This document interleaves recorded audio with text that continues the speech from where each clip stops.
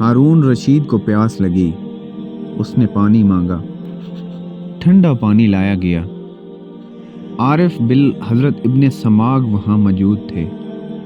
وہ کہنے لگے، ہارون، پانی پینے سے پہلے میری بات سننا۔ پوچھا، بتائیے۔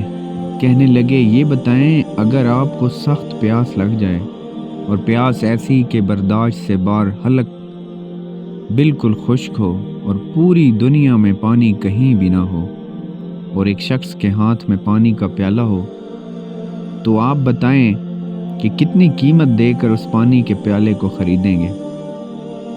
اس نے کہا کہ میں آدھی سلطنت دے دوں گا اور پانی کا پیالہ خرید کر پیوں گا۔ انہوں نے کہا، اچھا، آپ نے پانی پی لیا اور پینے کے بعد اگر پیشاب بند ہو گیا، نکلتا نہیں، اور جانتے ہیں کہ پیشاب بند ہونے کی حالت میں انسان مچھلی کی طرح تڑپتا ہے، اسے ایسے برداشت نہیں ہوتا، تو اب مچھلی کی طرح تڑپنے لگیں۔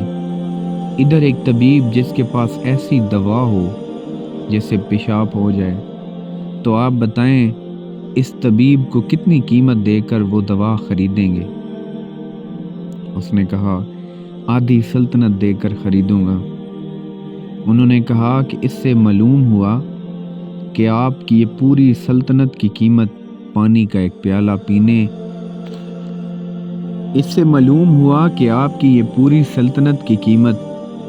کا ایک پیالہ پینے اور پھر اسے جسم سے نکالنے کے برابر ہے، جبکہ تو نے زندگی میں ہزاروں پیالے پانی پیا ہوگا، تو تم نے اللہ پاک کی کتنی نعمت استعمال کی ہوگی؟